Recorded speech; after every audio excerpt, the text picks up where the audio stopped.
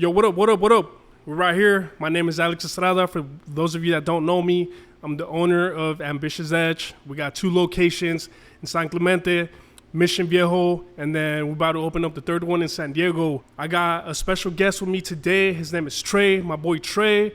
He's another beast, another entrepreneur. He started off with, selling sneakers, and then he transitioned into like day trading.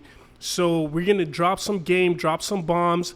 And this podcast is all about growth. It's all about knowledge. It's all about giving you guys value. So I want to introduce you guys to my boy Trey. Trey, can you let the people know what you do? Yeah, so I'm just an entrepreneur.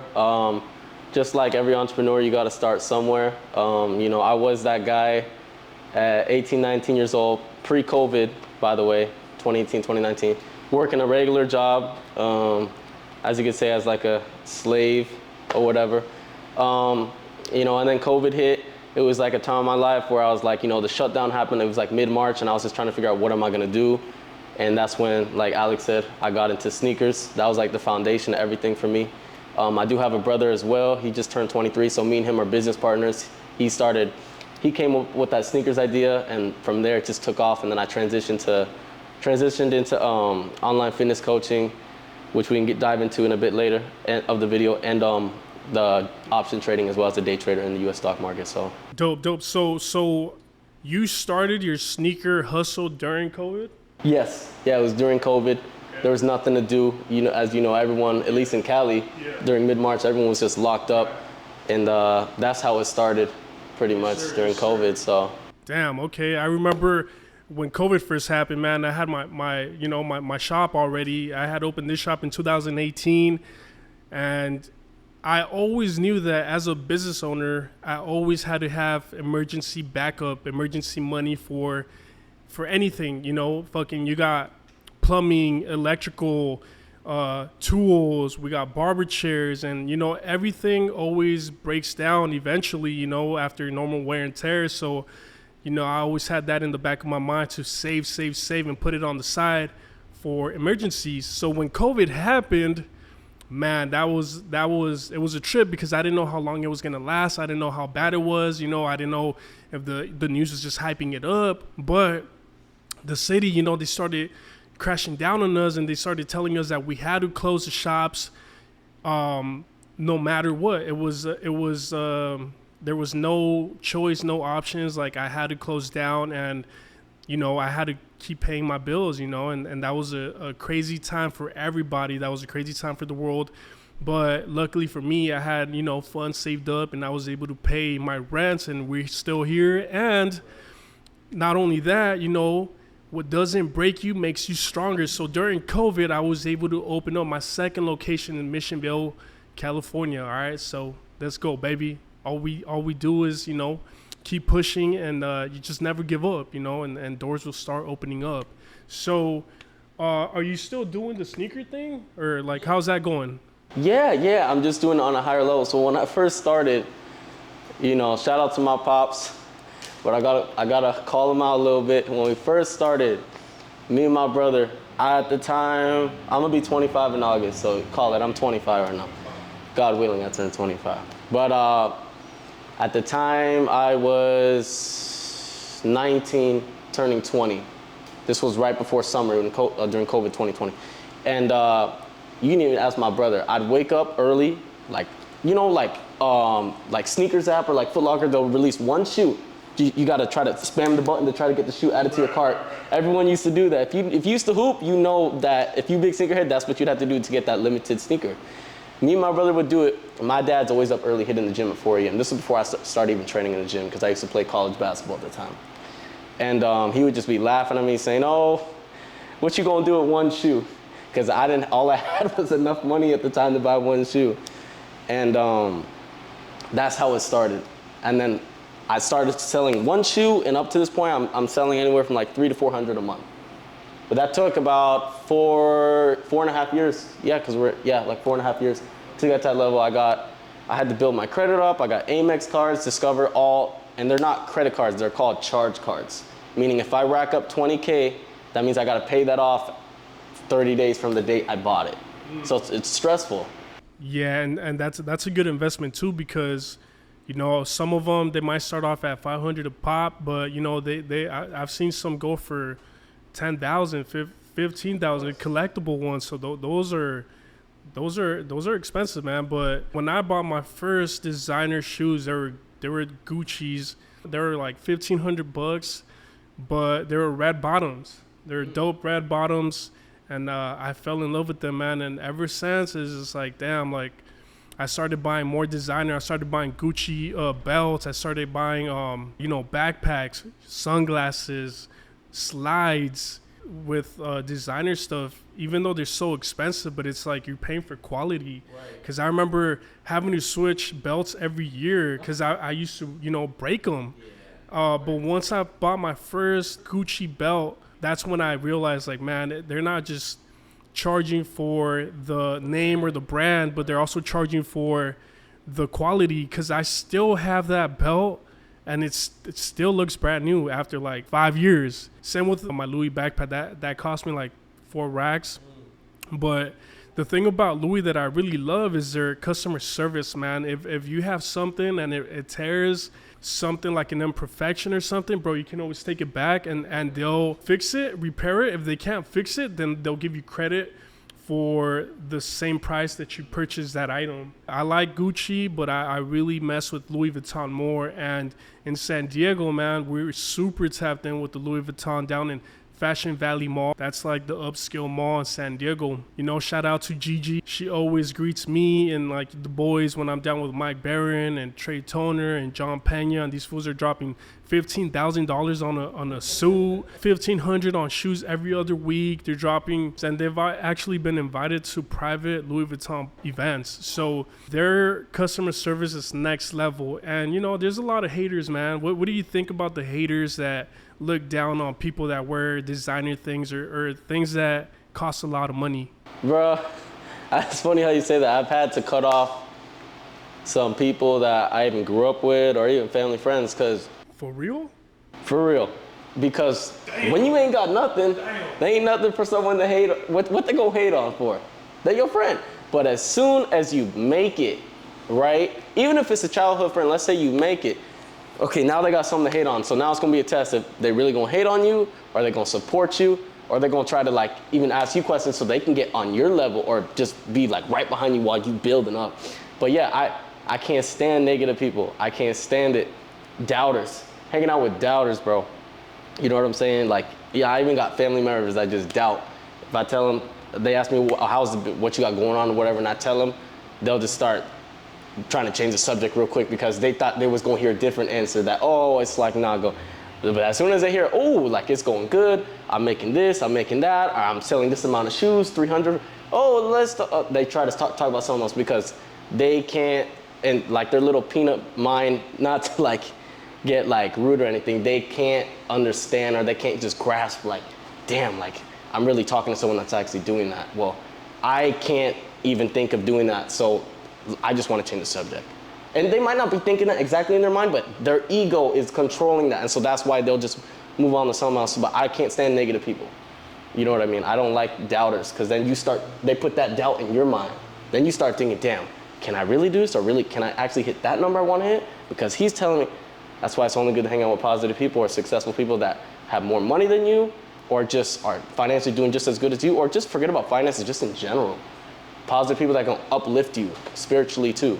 So you know what they say, for every level you have to give something up. So what does that mean? So that means for me, this was recently too, within the last year. So I had to stop hanging out with people that were just negative, people that just didn't want to grow, didn't want to take their life to the next level, that they were very immature, that, they were still, living at mom's and dad's house, not paying rent, which there's nothing wrong with that.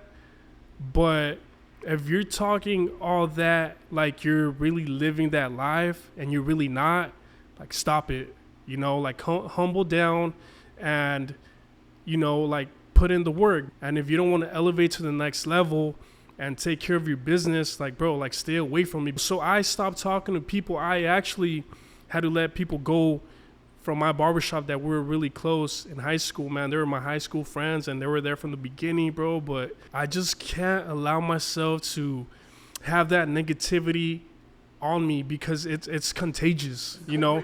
It's very contagious. And if you're hanging out with people that are on your level or especially below you, that means that you're in the wrong circle, you know. And you can always try to help them and try to inspire them and motivate them, but if they don't want it, like, it's not gonna happen. So I just had to walk away and wish them the best. But they say if you want to become successful, you got to hang out with people that are doing better than you, you know. So I started investing in mentorships. Last year I traveled to Orlando to meet Alex Hermosi, Layla Hermosi, Alex Rodriguez, the baseball player. I met him. Yup. I met A-Rod. I met 2 billionaires last year, Manny Koshbin, Glenn Stearns. You know, I tapped in with, you know, Mike Barron, big dogs. And last week I cut Badman Kevel. My relationships keep growing because I keep trying to, you know, seek knowledge and seek game and surround myself and network with all these individuals that are doing way better than me. But I don't hate. I don't see them as competition. To me, it's motivation. To me, it's like, damn, bro, like, let me get next to you so I can see how you operate, so that I can get some game from you, so I can eventually get on your level. But to me, when I see people that are doing better than me, it's motivation. So have you ever invested in mentors? Yes. So I started back in 2022, around this time actually. It's like 2 years. I guess you call it 2-year anniversary, right? But I decided to be an online fitness coach. So after I stopped playing ball at a junior college right here at Saddleback, Mission Viejo, I started to I invested into a mentor for online fitness coaching. How that came about, I got a brother again. We're really close in age. He was like, dude, why don't you look into training fools, like training people online though? And I was like, where do I start? Like, and he was like, oh, well, check out this guy. Shout out to Brandon Carter. If you don't know who he is, he's like the fitness guru on. If you know about fitness, you know who Brandon Carter is, up in Florida, Miami, Brickell area. He charges $8,000. $8,000? 8 bands for just for the. And if you pay 8 bands, you get everything. He tells you everything. He was an online fitness coach, okay, like a decade ago. He don't do that anymore. He charges full online fitness coaches like me who want to grow their business and scale up. So I paid the 8 bands.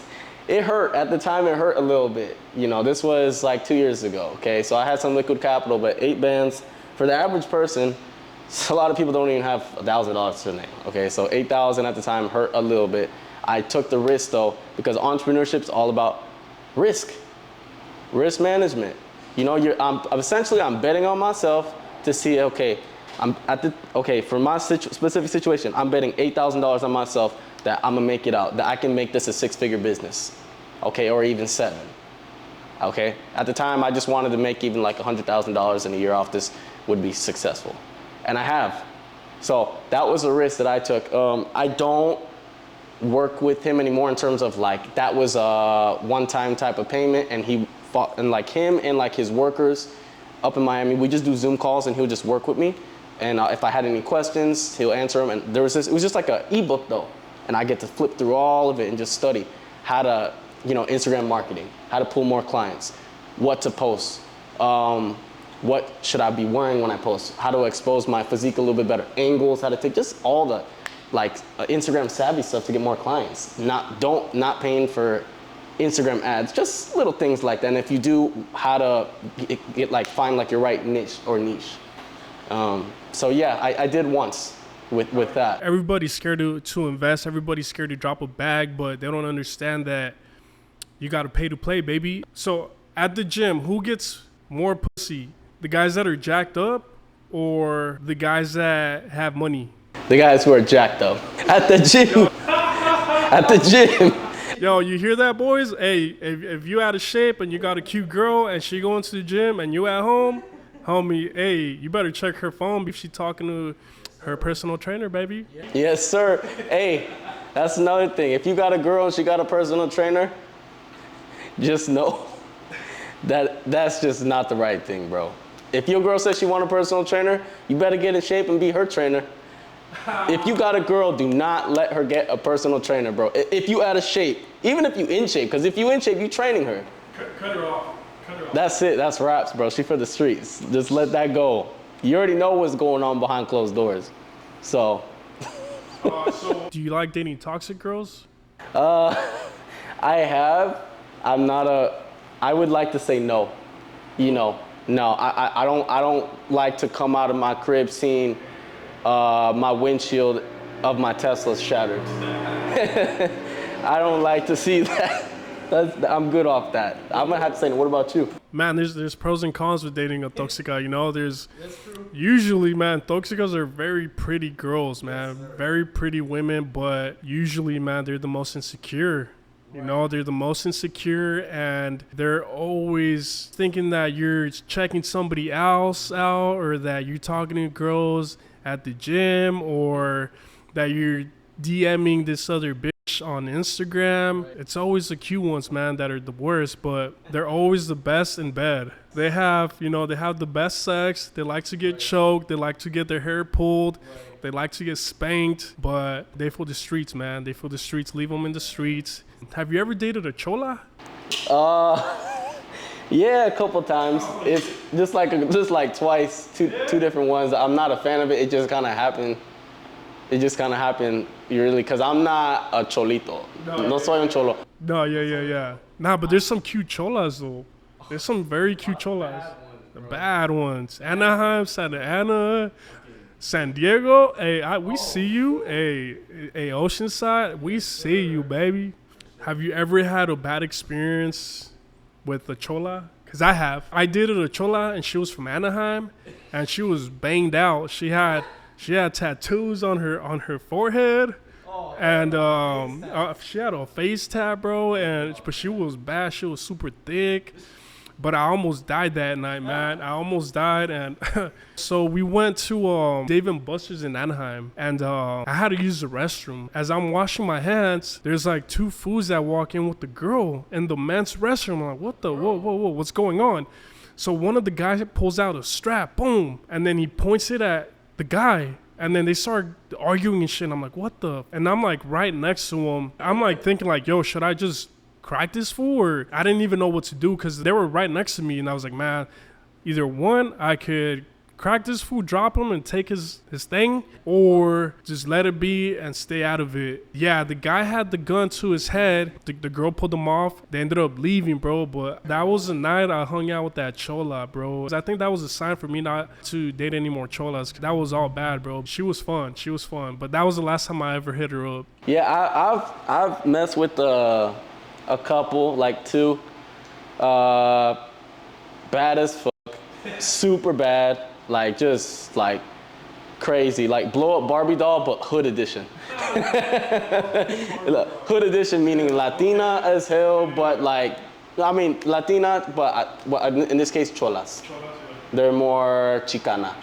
So it's a different type of vibe. If y'all are like Latino, or if you're Latino, or if you're not and you like Latinas, you fuck with Latinas, you know, like a Latina like is like that, okay, like Colombianas. Like the reggaeton type of vibe is a whole different vibe versus cholas. Cholas they like that funk.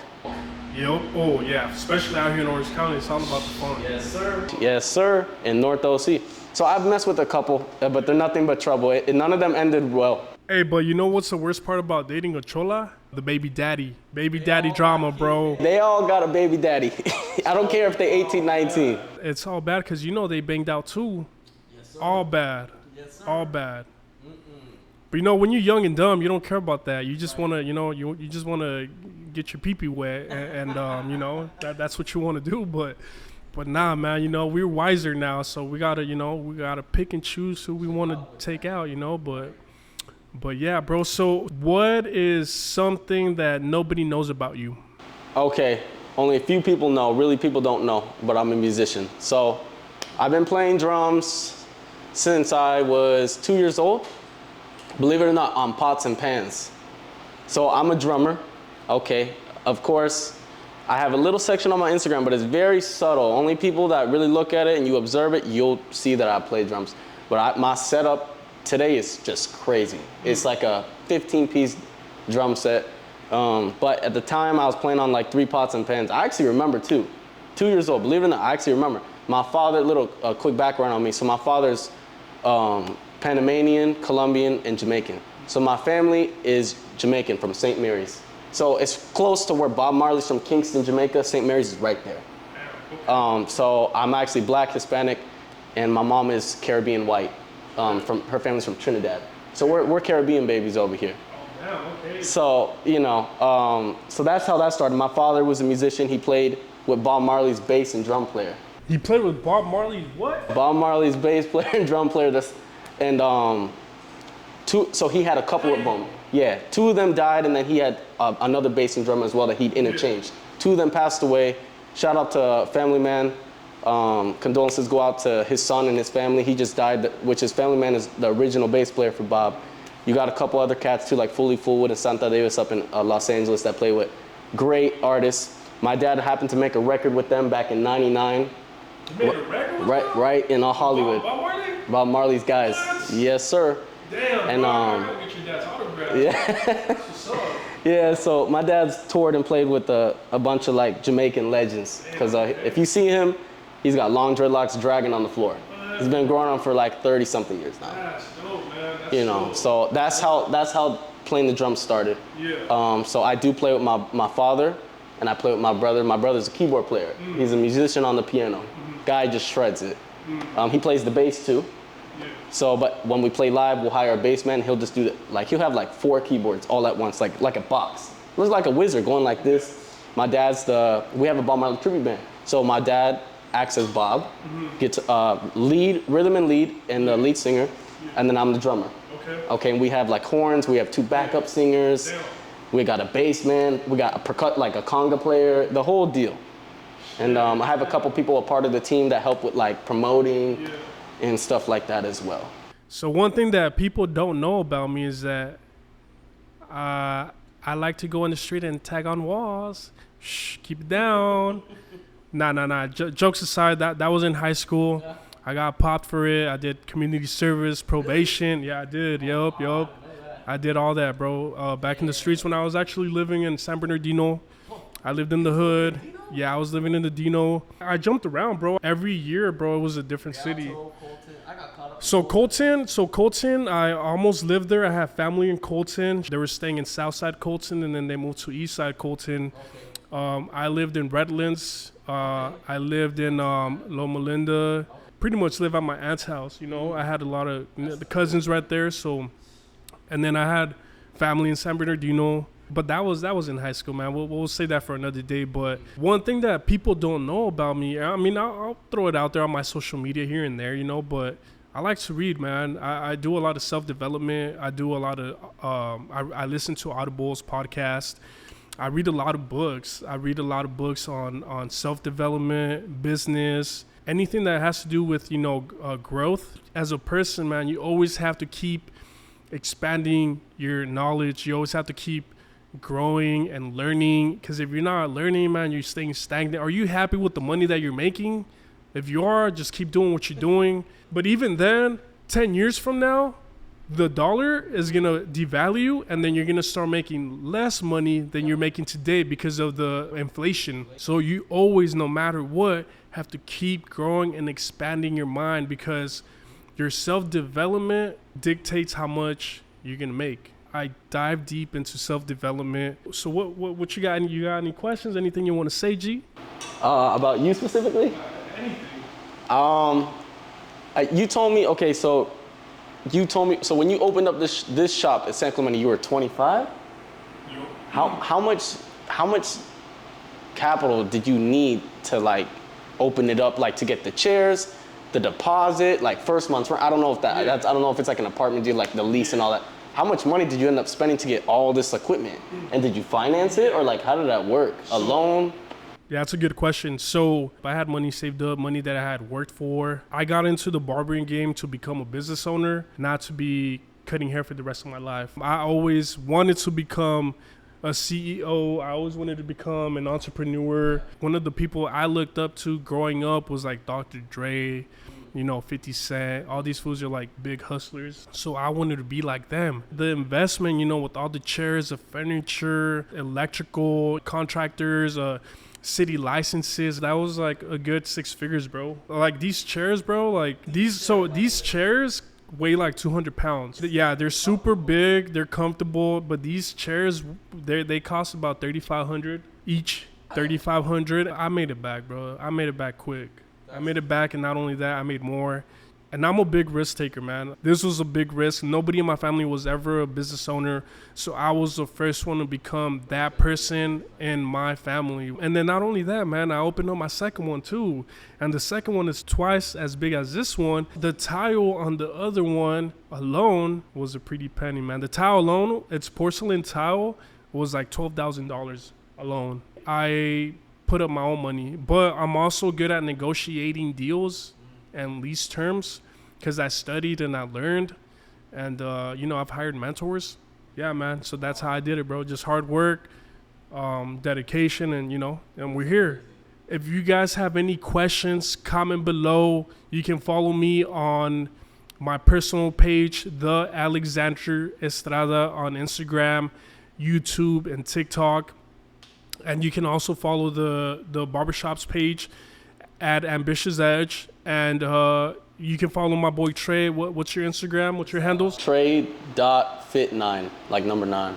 Follow my boy. We're going to bring a lot of game, a lot of value. We're going to bring some big dogs. Stay tuned. I got a surprise for you guys, but we're going hard. And, we just want to give you guys some game. People that are watching this, that are younger than us, that aspire to become an entrepreneur, business owner, that want to do a side hustle, wants to get into like coaching or anything, man. We're going to give you guys the game raw and uncut, envision with great precision.